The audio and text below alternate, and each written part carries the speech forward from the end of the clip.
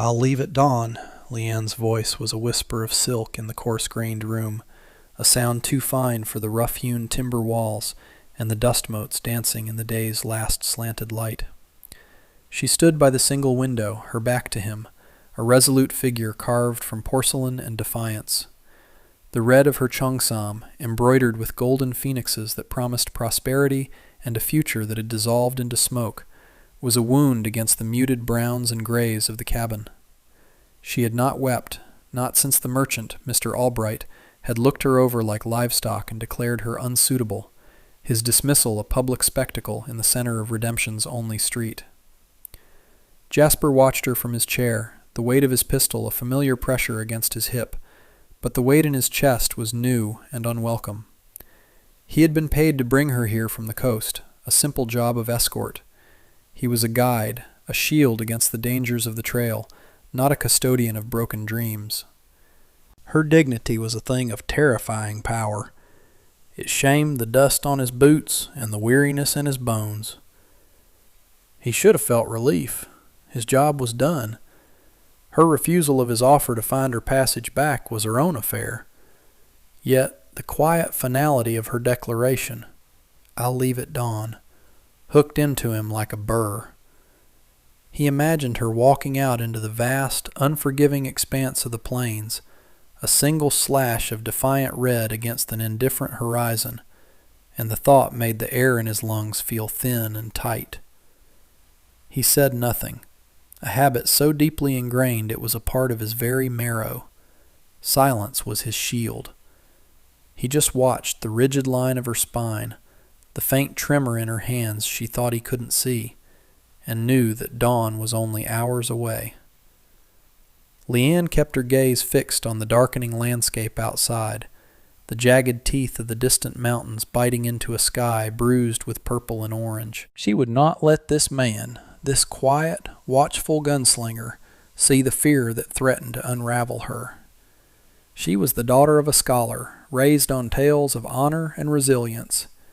She had crossed an ocean with a portrait of a smiling, prosperous man and a heart full of carefully tended hope. The journey with Jasper had been one of sterile distance. He was a silent presence, efficient and detached, his eyes the color of a stormy sky, revealing nothing. He had kept her safe from bandits and the leering stares of men in dusty outposts, his duty performed with a grim competence. But when they had arrived in Redemption, and Mr. Albright had taken one look at her, his lip curling in disdain, Jasper had been there. He had stood motionless as Albright declared the arrangement void, his voice loud for all the town to hear that the woman in the picture was delicate, and this one had a look of defiance in her eyes. It was a look that would not suit his household. Humiliation had washed over Leanne, hot and sharp, but she had lifted her chin and met the merchant's gaze until he looked away, flustered. It was Jasper who had stepped forward then, his voice low and cutting, dispersing the gathering crowd with a single cold glance. He had led her here, to his small Spartan cabin at the edge of town, a temporary refuge that felt more like a cage. She had been an object of a transaction that had failed. She was now a ghost, untethered and unseen, with nowhere to go but forward into the vast, unknowable emptiness of this land. Leaving at dawn was not a choice. It was the only piece of her future she could still command. The cabin was a world of suffocating stillness, broken only by the hum of insects outside and the creak of the floorboards as Jasper shifted his weight. He had offered her his cot, taking the lone wooden chair for himself, and now the small space was charged with a tension that was both intimate and agonizingly distant. Leanne sat on the edge of the cot, her hands folded in the lap of her silk dress, a garment meant for a wedding celebration that had become a shroud for her hopes. Every curious glance from the townsfolk earlier had felt like a physical blow, their whispers following her down the street. They saw a failed bride, an exotic curiosity, an omen of misfortune. Jasper had been a barrier between her and their judgment, his presence a silent warning. But now, in the confines of his home, he was an enigma. He did not speak of what happened, offered no words of pity or counsel. He simply existed in the space with her, his quietude a heavy blanket. She felt his gaze on her, not unkind, but analytical, as if he were trying to solve a puzzle he had no interest in owning. She was a complication, a loose thread in the tightly woven fabric of his solitary life. His reluctance to be burdened was as clear as the polished steel of his gun. For Leanne, this was a familiar feeling. She had been a burden on her family, another daughter to be married off. She had been a burden to the merchant who had rejected her. Now she was a burden to the gunslinger who had saved her from immediate disgrace, only to trap her in this prolonged, silent agony of obligation. She could not bear it. Her pride, the last unblemished thing she owned, demanded she sever this tie. Walking into the wilderness was a terrifying prospect, but it was a fate she would choose for herself, not one she would have thrust upon her. Night fell completely, pressing in on the small cabin until the single lantern on the table seemed to be the only light left in the world. It cast long, dancing shadows that made the room feel both smaller and more infinite. Jasper sat in his chair, methodically stripping and cleaning his revolver, the familiar metallic clicks a rhythm against the profound silence. But his hands moved by memory. His attention was entirely on the woman across the room. He saw the way the lantern light caught the gold threads in her dress, the graceful curve of her neck as she stared at the floor, lost in thoughts he could not begin to fathom. He was a man who understood endings. He had seen them in dusty street duels, in the bottom of a whiskey glass, in the eyes of men who had lost everything. He had orchestrated a few himself. He had built his life on the principle of moving on, of never letting anyone or anything get a purchase on him. He had brought her here out of a flicker of something, pity maybe, or a stubborn refusal to see a bully like Albright win so easily. But now she was here, a still, silent testament to a world of grace and honor that he had long since forgotten. He thought of his own past, the reasons he chose the solitary road, the faces he had left behind. He preferred the clean, simple logic of survival. You point, you shoot, you move on. Leanne was not simple. Her quiet suffering was a reproach to his entire existence. He could feel her fear, a low hum beneath her incredible composure, and it resonated with a deep, buried part of himself he had thought long dead.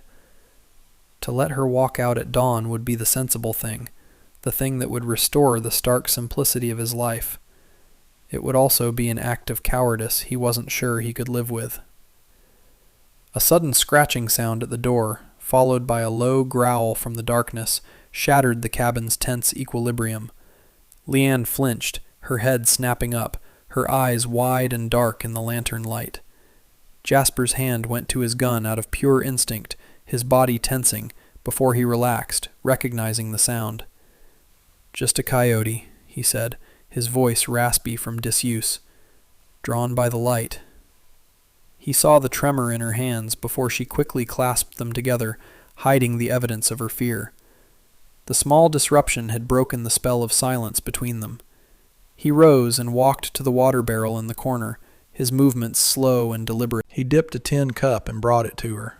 "Here." It was not a question. Their fingers brushed as she took it, a brief, startling contact of his rough, calloused skin against hers. The shock of it, so unexpected and human, seemed to pass between them like a current. She took a sip, her throat working. "Thank you," she whispered, her voice barely audible. He simply nodded, retreating to his side of the room. But the space had changed. The invisible wall between them had developed a crack. He no longer saw just a symbol of his unwanted responsibility. He saw a young woman, terrified and alone, thousands of miles from everything she had ever known, trying to hold herself together with sheer will. And in her eyes, as she looked at him over the rim of the cup, he thought he saw something other than fear or gratitude. He saw a flicker of recognition, as if she were seeing past the gunslinger, past the stoic facade, to the man beneath. It was a look that made him profoundly uncomfortable, yet one he found he did not want to turn away from. The first hint of dawn was a pale, pearlescent gray filtering through the window, diluting the shadows in the cabin. It was the color of ghosts, of endings and beginnings. Leanne had not slept. She had watched the lantern burn down until its flame sputtered and died, leaving them in the intimate darkness. Now, with the arrival of the light, the hour of her departure was upon her. She rose from the cot, her movements fluid and noiseless.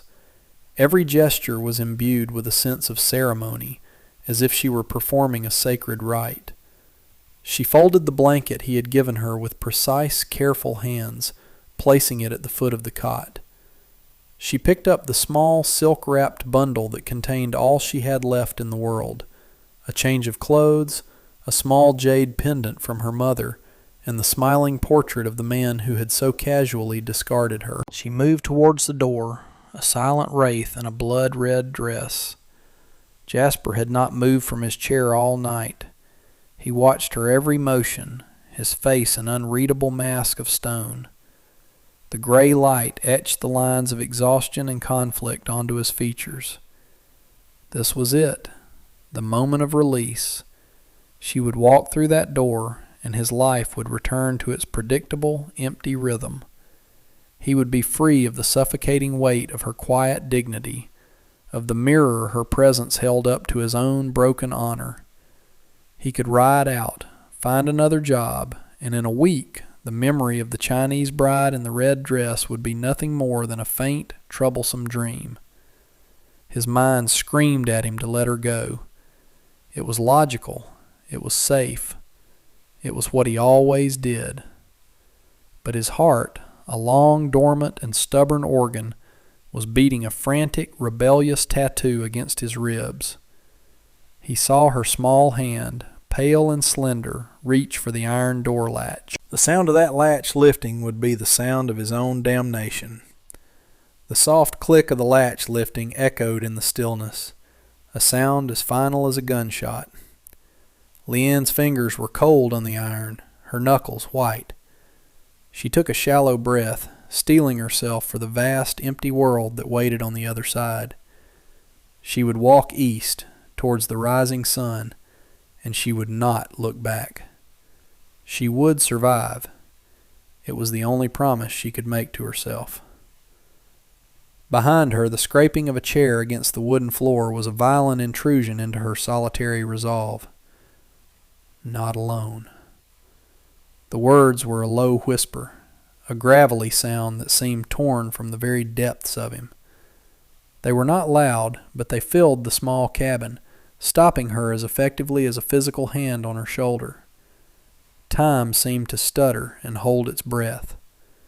She turned slowly, her heart hammering against her ribs.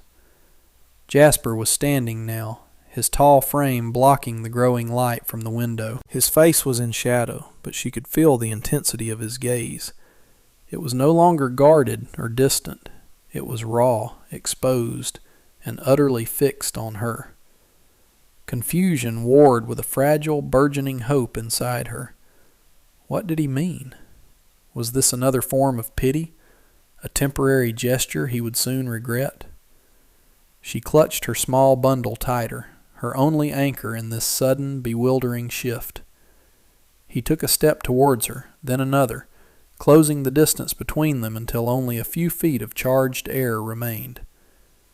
"You walk out that door," he said, his voice still low but clear and steady now. "I walk with you." It was not a question. It was a statement of fact, a declaration that altered the very fabric of her reality. The sun was rising, and with it a future she could never have imagined. The world outside the cabin was coming alive. The sky was streaked with pink and gold, and the first bird song cut through the morning chill. Inside, a new world was being born in the quiet space between them. Leanne stared at Jasper, searching his face for any sign of insincerity, for the familiar look of reluctant duty. She found none. What she saw in his stormy eyes was a fierce resolve that mirrored her own, a decision made and settled. Why? The word was a breath, a question she had to ask even though she was terrified of the answer. She was prepared for him to speak of honor, of responsibility, of a debt he felt he owed. Instead, he was silent for a long moment, his gaze unwavering. "Because a man who would throw away something so fine for a look in the eye," he said finally, his voice rough with an emotion she couldn't name, "is a fool. And this land is full of fools. It's no place to be on your own." It was the closest he had ever come to a compliment, and the most honest thing she suspected he had said in years. A slow warmth spread through her chest, chasing away the cold dread that had been her constant companion. She gave a single, almost imperceptible nod. The decision was made. A silent partnership was forged. The preparations were swift and conducted in a new kind of silence, one of shared purpose. He gathered supplies, a bedroll, a full canteen, dried rations packed into his saddlebags. She neatly repacked her own small bundle, her movements no longer brittle with desperation but filled with a quiet sense of purpose. He worked with an efficient grace, his long-limbed body moving with the confidence of a man at home in the wild. When he handed her the heavy canteen, his fingers brushed hers again. This time, neither of them pulled away. The touch lingered, a small, silent acknowledgement of the new path they were taking, a path that led away from redemption and into the unknown, together. They left the town behind as the sun climbed higher, painting the dusty landscape in shades of warm gold. They walked, not rode, Jasper leading his horse by the reins. He had insisted it was better this way, to put distance between them and the town without drawing attention. The trail led them into the rolling hills, away from the prying eyes and wagging tongues of redemption. The air was warm and smelled of sagebrush and dry earth. For the first few miles they walked in a comfortable silence, the rhythm of their footsteps and the soft snort of the horse the only sounds. He walked beside her, a steady, reassuring presence. The brilliant red of her Cheongsam was a beacon in the vast landscape, a defiant splash of life against the muted tones of the wilderness. He found he could not stop looking at it, at her. When they stopped to rest by a small gurgling creek, shaded by a cluster of cottonwood trees, the intimacy of their shared journey settled around them. She knelt by the water's edge, splashing the cool liquid on her face and neck. He watched the droplets cling to her skin like tiny jewels. When she looked up at him, her face fresh and open, her dark eyes reflecting the clear blue sky, he felt a shift inside him, a final wall crumbling to dust. He moved to her, kneeling in front of her. He reached out, his hand hesitating for a fraction of a second before his calloused thumb gently brushed a stray drop of water from her cheek. Her skin was impossibly soft. "Leanne," he said, speaking her name for the first time. It felt right on his tongue. She did not look away. Her gaze was steady, trusting. He leaned in, slowly, giving her every chance to turn away. She didn't. He pressed his lips to hers. The kiss was tentative at first, a question. It was the taste of dust and water, and a loneliness so profound he hadn't realized he was drowning in it. She responded with a soft sigh, her hand coming up to rest on his arm, and the kiss deepened, becoming a promise, a confirmation, a discovery of a language they both understood without words. They continued east, the sun warm on their backs. The kiss had changed everything. The silence that fell between them now was no longer one of necessity or awkwardness, but of deep and abiding connection.